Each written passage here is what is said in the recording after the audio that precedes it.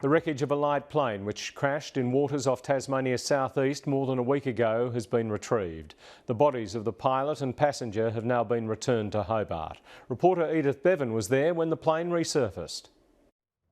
8 days after it crashed into the sea near Port Arthur while covering the Sydney to Hobart yacht race, the Cessna 172 was brought to the surface. We're very happy that we have been able to do it. The bodies of 29-year-old pilot Sam Langford and 61-year-old photographer Tim Jones were still strapped in the cockpit. An underwater remote-controlled vehicle was used to attach a line to the plane, which was lying on its back in 90 metres of water. There is damage to all the leading edges of the wings. There's damage to the engine, the nose area of the aircraft, which would indicate that that was what hit the water first. It took almost 4 hours to winch the plane to the surface. Police were concerned that there was no repeat of the first attempt to lift the plane when a sharp piece of the wreckage sliced through the lines when it was almost on the surface. The families of the dead men were weighing heavy on their minds. It's a tragic event, but hopefully this does bring some closure for those families. The original plan was to winch the plane to a level that was safe for police divers to dive on and retrieve the bodies from the plane while it was still in the water. Somewhere along the line, that plan seems to have been abandoned and the plane was winched in its entirety onto the deck of the barge. You can see from the tarps that are being wrapped around the plane that it would seem that the bodies are still inside and they're also on the way to Hobart with the plane. The second stage of this whole rescue operation has now begun, and that is the families have been informed and they now have to formally identify those bodies. Forensic officers and investigators for the Australian Transport Safety Bureau will examine the plane to try and find out why it crashed. Edith Bevin, ABC News. It was another emotional day at the inquest into the disappearance of Tasmanian Lucille Butterworth. A former junior detective assigned to the case has told the inquest he thought it was being mishandled. Edith Bevin filed this report from the inquest. Former Detective Senior Constable Frank Webb's distress was evident on the stand as he spoke of his inability to convince his senior officers Lucille Butterworth hadn't just shot through. The 20-year-old part-time model vanished in August 1969. Mr Webb was assigned to the case in the days after, saying despite all evidence to the contrary, Lucille Butterworth was treated as a missing person. And it just was the fact that it was a hamstring in the early stages.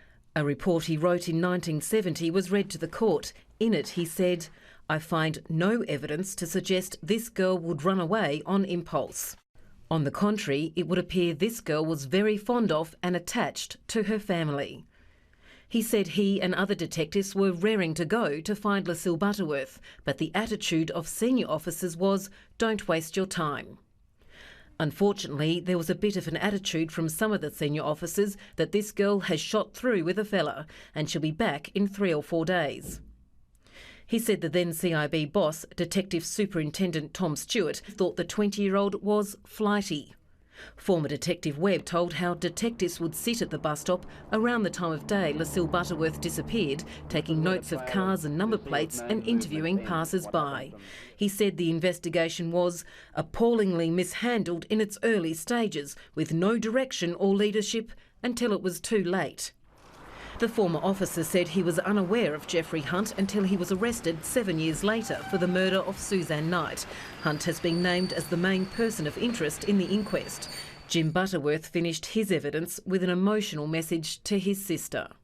We need to know that we tried our hardest with all the strength in our bodies to find you and bring you home. And we will never give up until someone has been brought to justice.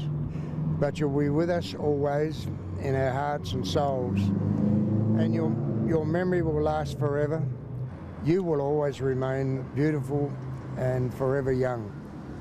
Extra police and security were brought into the Lucille Butterworth inquest today as the main person of interest appeared for the first time. It's the first time the missing model's family has seen the man police allege sexually assaulted and murdered her. Jeffrey Charles Hunt has made his first appearance at the Lucille Butterworth inquest. Isn't it time that you told them what happened? You lied about this time and time again. The model disappeared from a Hobart bus stop in 1969. Hunt has been named at the inquest as the main person of interest. When are you going to tell the truth? Where is she?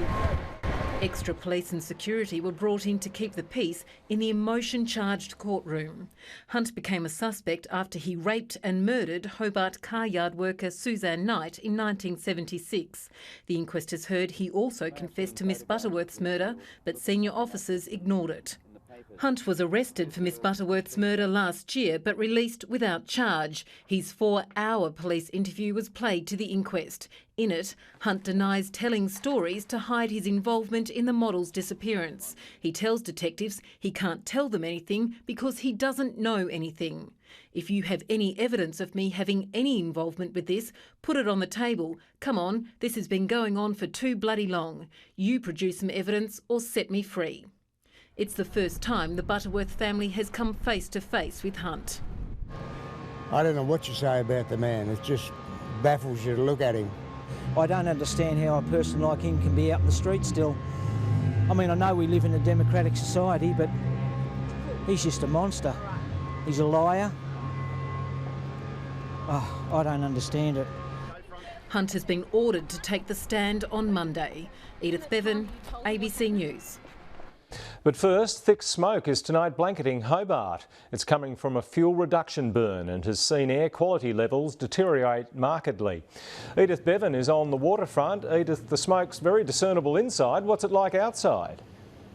Well, it's even worse out here, Peter. I don't know whether you can, well, you can't see it, but normally you'd be up to see Mount Wellington behind me. But as you can see, there's no sign of the mountain here tonight. The smoke is literally blanketing Hobart this evening, and it started to roll in, drift in across the city about 4 o'clock this afternoon.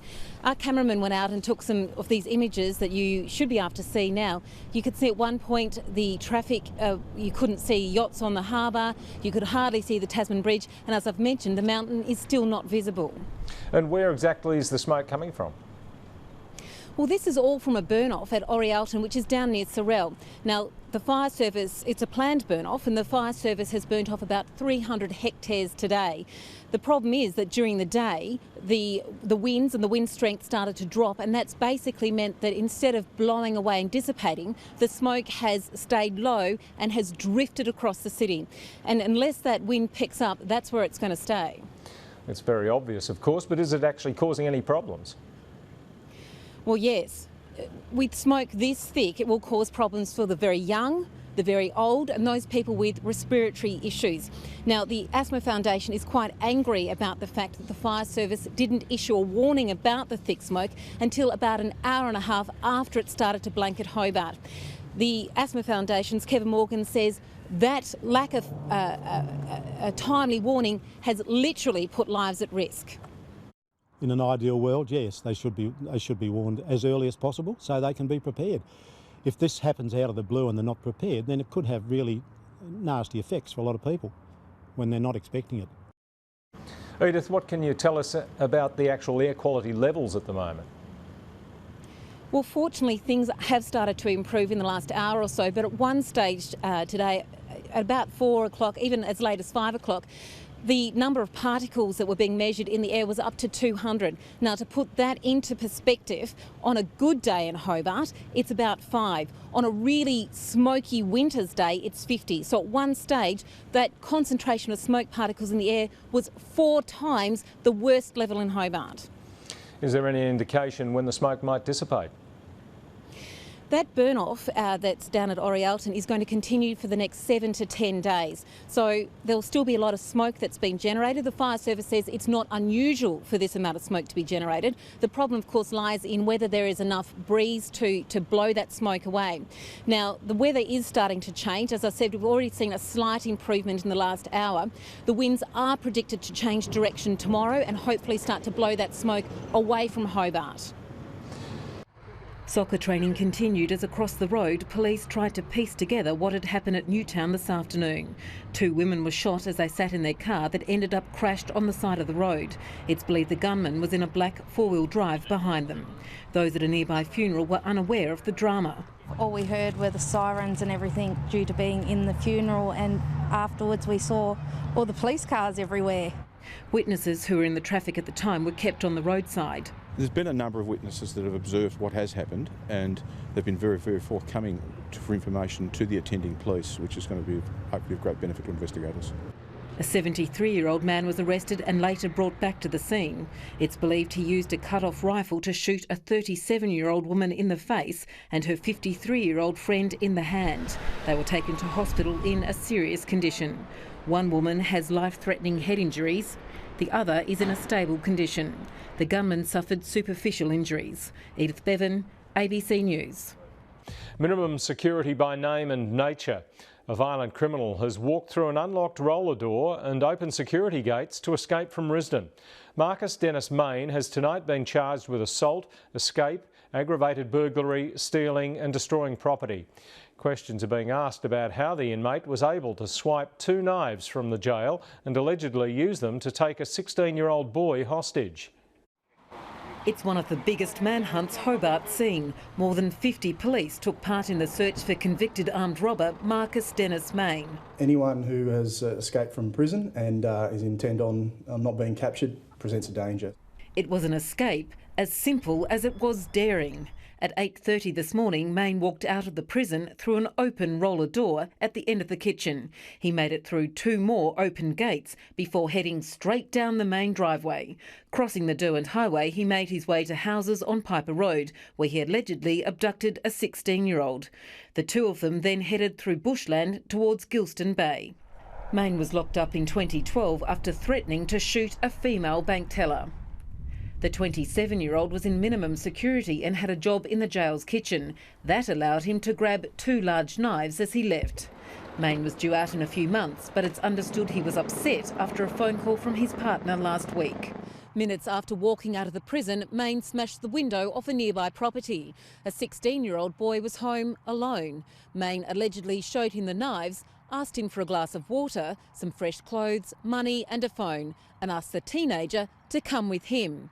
Almost 2 hours after the alarm was first raised, the pair were spotted on a walking track at Gilston Bay. I can't say for sure whether he was in danger. He was not harmed in any way, he's not injured. The chase took to the water. Main dived in and swam to a nearby yacht. As the chopper hovered overhead, he surrendered. Clearly it's an embarrassing situation. That is a high security prison and people shouldn't be able to walk out of it. 3 years ago, Kyle Lynch and James Sampson spent 5 days on the run after walking out of Risdon through another unlocked roller door. That's going to be an issue that the Attorney-General is going to have to look into as a Minister for Prisons to work out how it was that such a risky offender was in minimum security. Corrections has launched a review of prison security. Edith, Bevin, ABC News. It's been a testing day for firefighters in Tasmania. Crews were kept busy fighting blazes on the east coast, Coal River Valley and Central Highlands. The flames, fuelled by high temperatures and strong winds, threatened homes, but so far the only reported property losses are fences. A total fire ban remains in place for the north and south until midnight tonight. More than 400 firefighters and 100 tankers were joined by water-bombing helicopters in the battle to control blazes that broke out or took off across much of eastern Tasmania. Certainly there's been some scary moments for crews and people living in those areas with a lot of embers and smoke. A fire near Tea Tree took off, threatening homes and causing firefighters to issue the warning to residents to make the choice, stay and defend their homes or prepare to leave. Yeah, it's a big one, this one. The gusty winds were rapidly changing direction. I never thought that it would hit. I'm really terrified, actually. It's really frightening.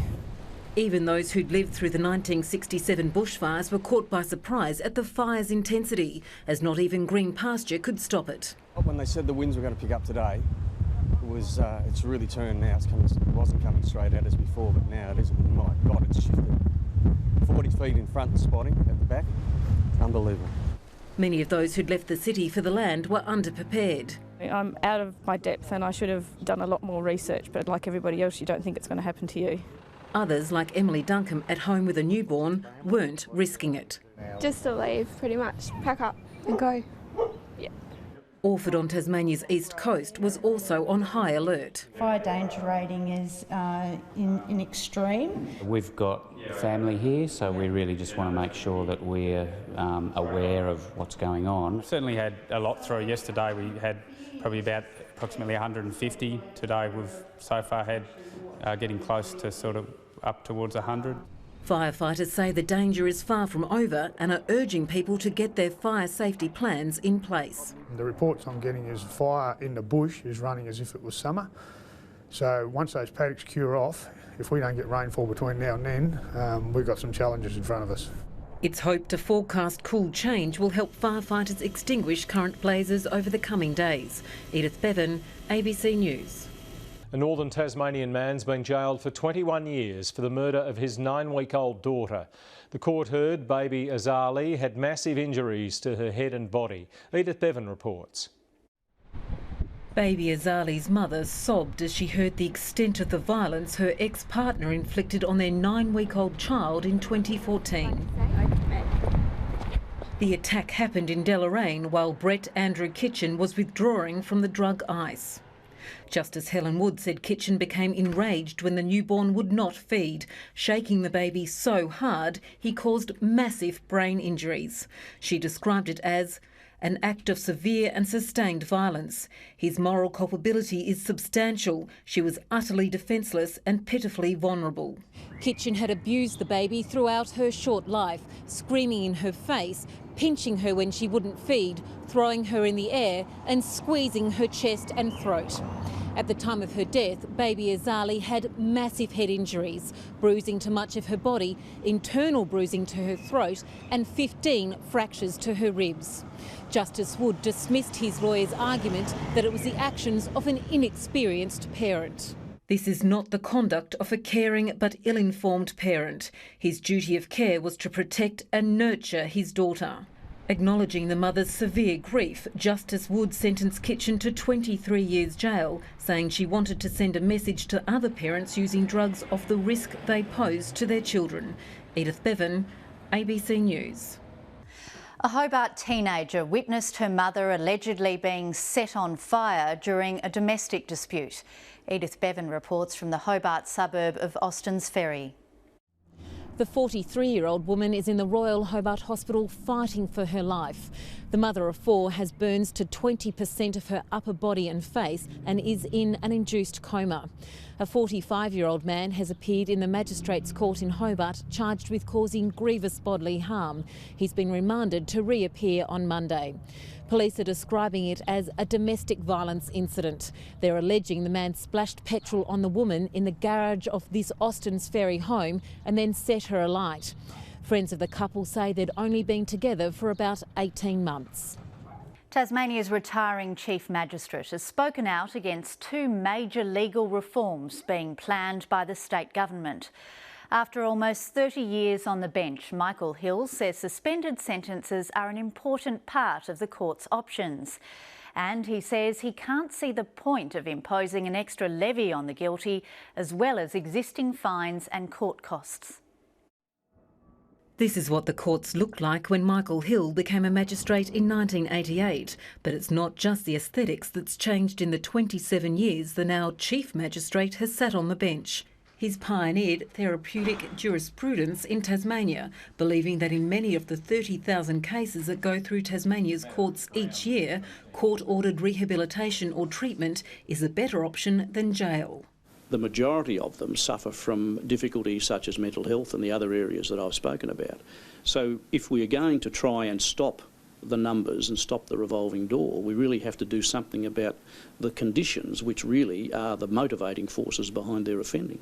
He was instrumental in introducing the Mental Health Division into the Magistrates Court. He's also helped establish the Drug Court, where defendants commit to a program of rehabilitation, including regular drug testing. But he says there's more that can be done. The court doesn't run programs. The court can facilitate the referral of people into programs. But it's disappointing when we attempt to do some good work with people when we see that there's really nowhere for us to send them. He's dealt with tens of thousands of cases, some of them with horrific details, but has somehow managed to avoid becoming jaded. The exchanges can be quite jovial, other times not so. But, you know, we're dealing with human beings and we want to make it a human system so that they're part of that system and so that they're listened to and not just simply treated like they're on a conveyor belt. But he admits there are cases that have lingered. When I was doing what was then a child welfare case, now a child protection case, when I had to make an order that a young child was taken from its mother for various reasons, and she reacted with great distress and emotion, and I've never forgotten that particular case. After the birth of 2 new grandchildren and the death of his brother this year, Mr Hill is stepping down from the bench. I'm a bit wistful about it, a bit sad. I really enjoy the job, but I think the time's come for me to just move on to some other things. The magistrate famed for his therapeutic approach leaves with some concerns about where justice is headed.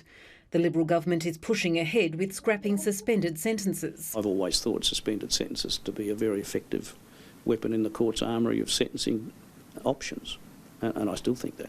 And imposing a levy on people if convicted. I really can't see where it'll help at all, but you know, I've always had a bit of an issue with increasing pecuniary penalties when there isn't a commensurate increase in the incomes available to the persons who come to the courts. His final day is Wednesday. Launceston-based magistrate Michael Brett will be the state's new Chief Magistrate. Edith Bevin, ABC News.